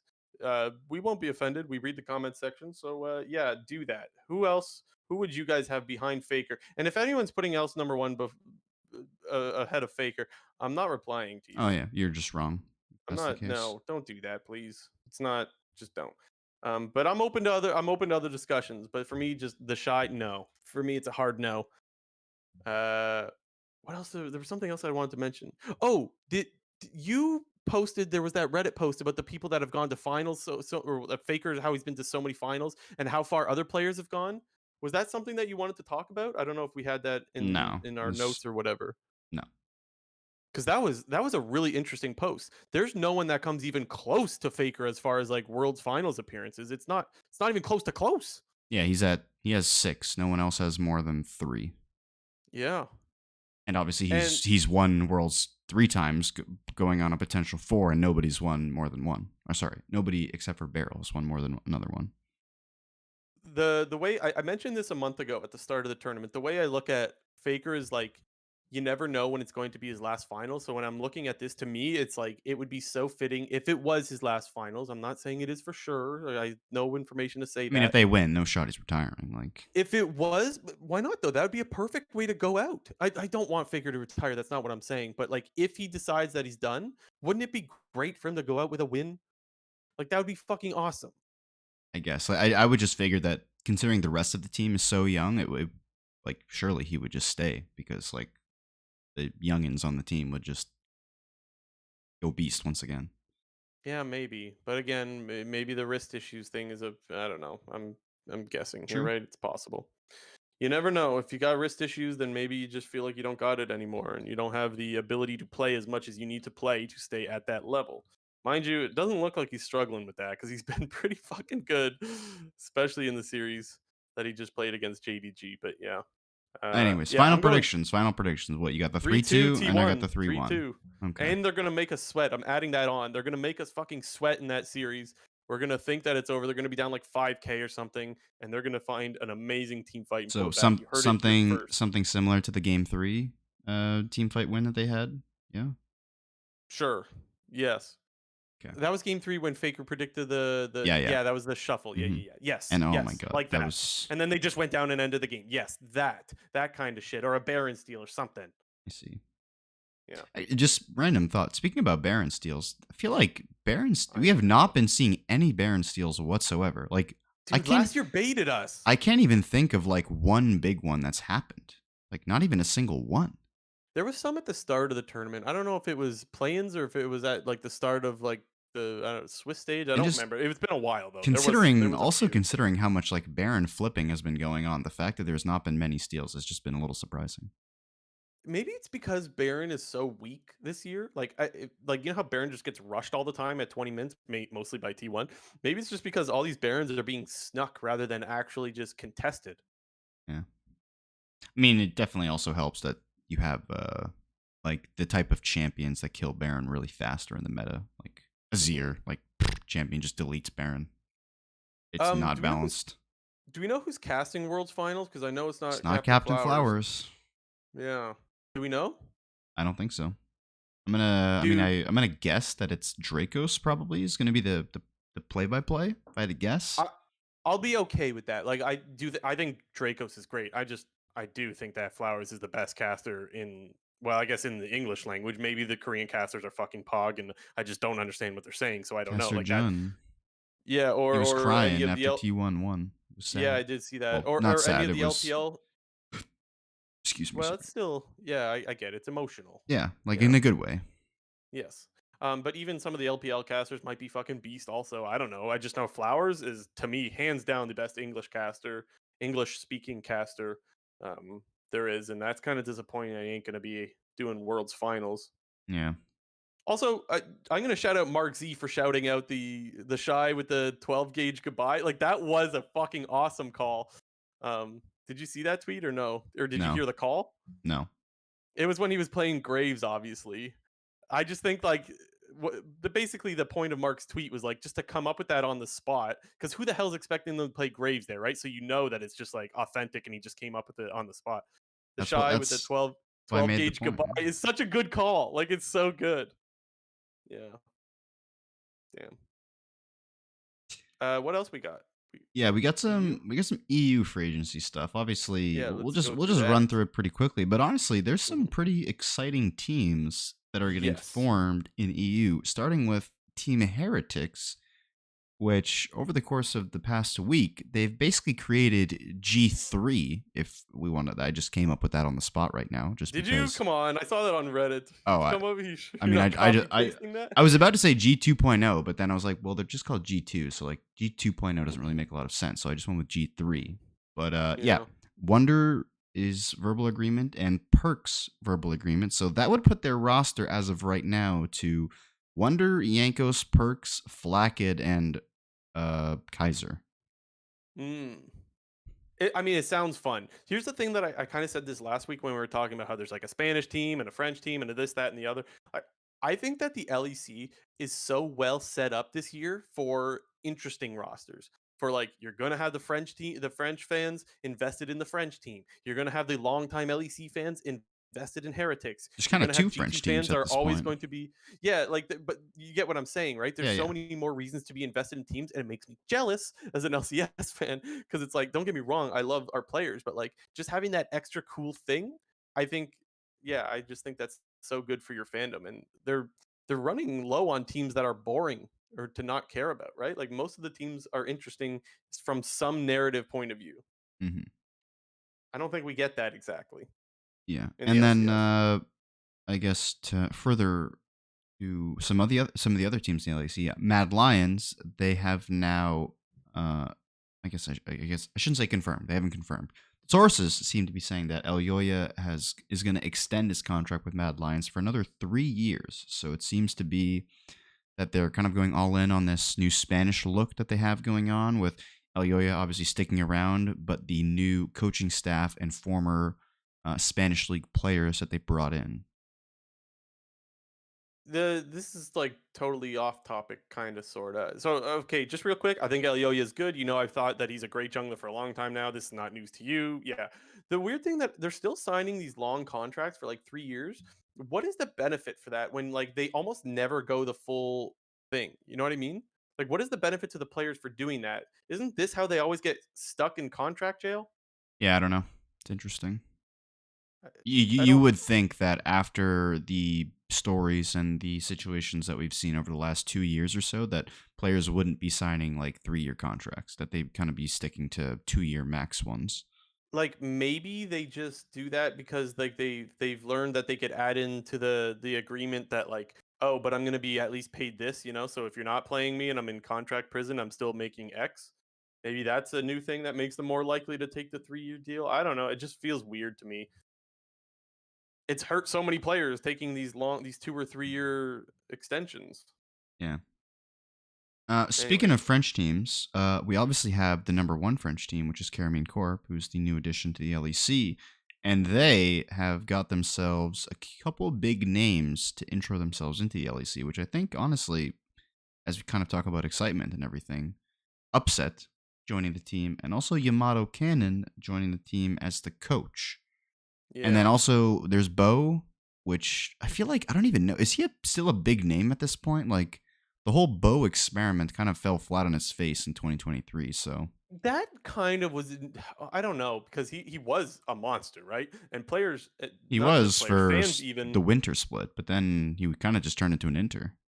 I think a big part of the LEC community, whether it be coaches, fans, whatever, I think most people still look at Bo as a really good player, and it was just kind of like mental boom, and like the whole team was kind of just running it down. Like I don't think people look at Perks as just being this trash mid laner as well, right? And obviously he was part of those teams that were just not looking very good. So I feel like it was people will chalk it up to an environment thing. Maybe if he's sprinting it for like another split or another couple of splits, then maybe that whole narrative will turn into like, oh, the bow experiment just fell or failed rather. But I don't think that's the way people are looking at it right now. I think a lot of people think Bo is still a monster. So Yeah, I don't know. yeah. I don't actually think that I would agree to the point that it was like a team environment thing and that he mental boomed. I mean, maybe he did mental Mm. boom, but like he was the problem on the team. Like, yes, sure, like he wasn't the only problem that was on the team, but he was the number one apparent glaring problem where he was overstepping and he was out of position a lot in the spring and summer seasons. Like a lot. You know what it is though? It's so, like we've seen this before. It just shows that the LEC is not that different from the LCS. You could kind of point to Prince as like comes into the league, popping off, and then Summer comes along and okay, we fall off a cliff and just looks bad, right? Like, Yeah. but would people look at Prince as being a bad player? Probably not, right? Is True. that a Definitely fair true. comparison? It's definitely true. I guess, once again, to say my previous point, like, Prince wasn't the problem on FlyQuest. Like, yeah, he But was. he kind of was. He was sprinting it. He looked terrible also. But I mean, I don't know. I mean, he definitely wasn't sprinting it as hard or harder than Spica and Vikla, I would say. Okay, Vikla had his own air, like okay, no argument. Vikla was on his own level of running it down. Yeah, okay, fine. I'll grant you that. And the Uh, reason why I say that there's two French teams is I feel like SK Gaming is now like an honorary French team because they have like 4 out of their 5 players are French now, with Niski joining the team, and then mm, them retaining Exekick and DOS, but then also their new jungler that they have is a French jungler. So SK is mm, French team number 2. okay. Unfortunately, you didn't get your wishes of Niski coming back to NA. Yeah, that fucking sucks. God damn it. I And feel like I'm more likely to cheer. Sorry, go ahead. I was just going to say the last piece of EU free agency news is that Larson is going to be staying on uh, Infinite Reality's LEC team, which is formerly known as Koi. We know that Koi as a brand is likely not going to be in the LEC moving forward, so they're either going to be branded as some new team, or who knows, maybe they're just going to become Rogue again. Like, seems like a bit of a weird Yeah, situation. Obviously, I thought there was a chance. we've mentioned this a couple times in the previous episodes, but there's something, the financial situation of this org slash team is kind of in the gutters right now, so they're trying to figure Mhm. everything out. I thought there was a chance Larson went to FlyQuest. There was a brief moment where I thought, oh, this is possible, Yeah, and then obviously he played made a with verbal Inspired agreement. before. Yeah, bummer. Anything else? No, I think that's it. We have couple pieces of quick news. Number one, obviously, this might even be the biggest talking point of the week, excluding Worlds, Uh was huh. Phreak in his whole Karthus ult comment that he made on his Patch Notes rundown, which, oh my god, it was hilarious. I very much Okay, so enjoyed. I very much enjoyed the copy pasta that got made very swiftly after that. yeah, I need you to inform me here because I've seen a bunch of memes around it. This is my perspective, but I haven't seen the actual freak video or anything like that. I probably should have, but my perception of what happened was is has to do with the ping changes, right? They're reducing the amounts of pings that you could do, Yep. and people want to be able to ping Karthus ult, for example. He just used Karthus as an example. It said you could just ask Karthus to ult, right? By typing it out in chat, and people are like, "That is the dumbest fucking take." Because what are you going to do in the middle of a team fight? You're just going to be like, "Oh, hey Karthus, can you ult now?" And then the copy pastas that I've seen are people writing a full paragraph or like a poem, even Yeah, or like a letter. it's the poem. Dear, Yeah, yeah, dear. dearest Karthus or whatever it So it's a is. letter then. It's a letter. Dear Karthus, if you wouldn't mind ulting right now, I could really use your help or some shit like that. That shit is hilarious. Okay, so I other than that, I didn't miss anything else around the Karthus stuff. That's pretty much the gist of it. Yeah. Oh, freak. Yeah. Every once in a while, so we are freak defenders on this podcast, but every once in a while, freak says some shit that you just cannot defend at all. This brought me back to when he just called someone an idiot. Who did he call an idiot in his cast? Oh, Biofrost? Was it It was Biofrost? Bio? What was Oh no, oh don't tell me it was I don't remember it being Bio, but maybe it was. I thought it was because it was when he was on CLG. I think that was I it. just Was it? I can't even remember the player. I just remember him calling someone an idiot, and I went, "Oh no, what did he just do?" I think Like it I was can't believe. Biofrost, but I'm not sure. Yeah, whoever it was, rip that guy. I hope it wasn't my boy Biofrost. That'd be kind of sad. Um, I will echo what Azale said though, because Azale made a tweet that like, okay, look, this was a fucking dumb thing to say, but can we not just dogpile on Phreak because he actually goes out of his way to do so much content for everyone all the time? Like, let's not chalk up Phreak's identity to just saying a really dumb take. You know what I mean? So I kind of want to echo that because I do think we are lucky to have Phreak in the League of Legends community. Just this was a really big swing and a miss. It wasn't just a swing and a miss. He was swinging with his eyes closed on this when he was not thinking. Yeah. Was probably the one of the dumbest statements that I've ever heard in recent times from a rioter talking about the game, considering the fact that pings when they were added into the game, I don't know if it was season 2 or season 3. I think it was the beginning of season 3 when pings got added into the game. The whole purpose of pings was to allow faster communication so that you didn't have to type out every single message. And Hmm. then when they did all the scoreboard changes, which allowed you to ping things on the scoreboard, such as your teammate's ultimate cooldown, your flash's cooldown, the enemy flash, and things like that.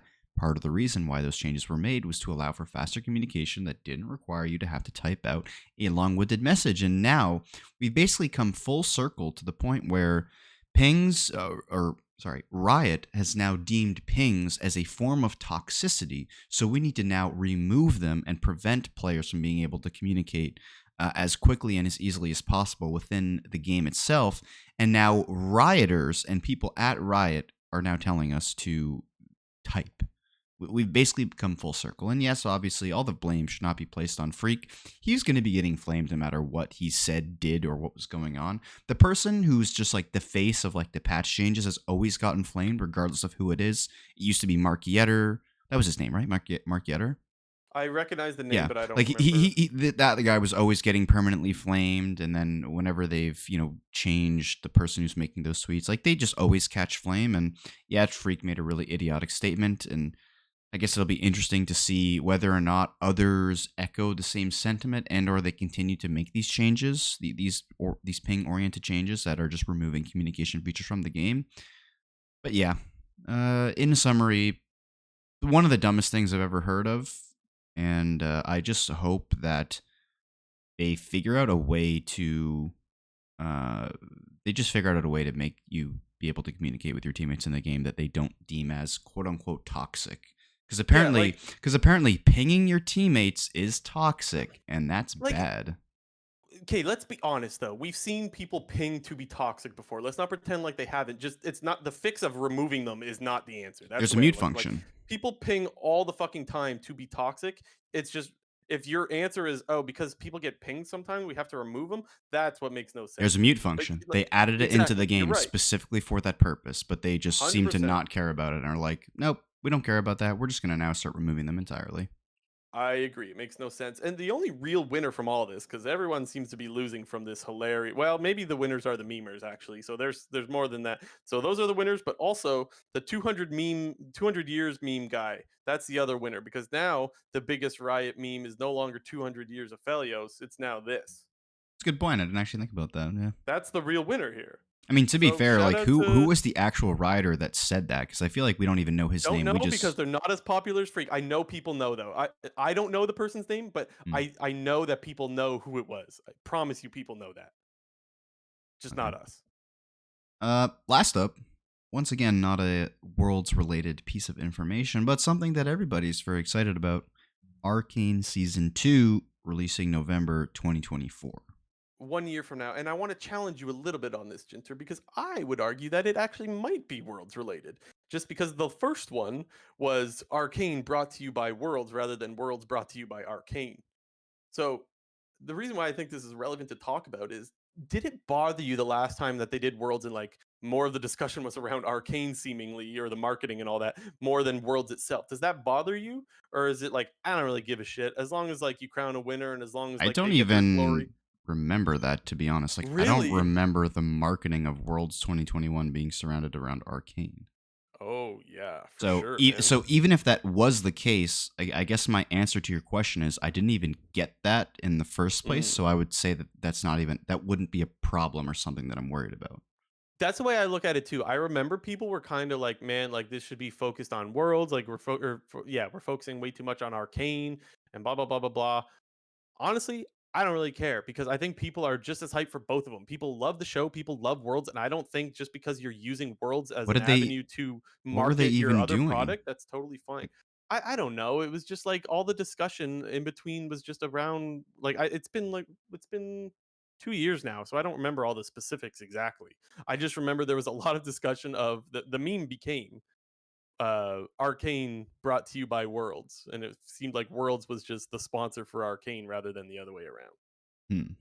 I don't remember all the specifics. It's been a couple of years. I just remember the meme, and there were some people that were like, grumble, grumble," but like overall, who cares? Yeah, I guess I don't even remember that being a sentiment that people had. So I There guess you my go. answer would be not applicable. Okay, well, it's gonna be fucking beast. Can't wait. It will be Beast. I'm excited. Okay, this is where we wind down the Clown Fiesta podcast. Before we let you all go, just another reminder to hit all those buttons that we always tell you to hit. And for those that are new, yep, we're available on a bunch of platforms. Mentioned it earlier, I'll mention it again. Spotify, Apple Podcasts, YouTube, Twitch, we go live every week. Next week, we think we're going to be live at a normal time, Jinter? Question mark? Next week, yeah, should be normal time. World Finals is on the Saturday night, or Is there a yeah, chance that we go live Saturday then instead? well, no, but Oh, okay.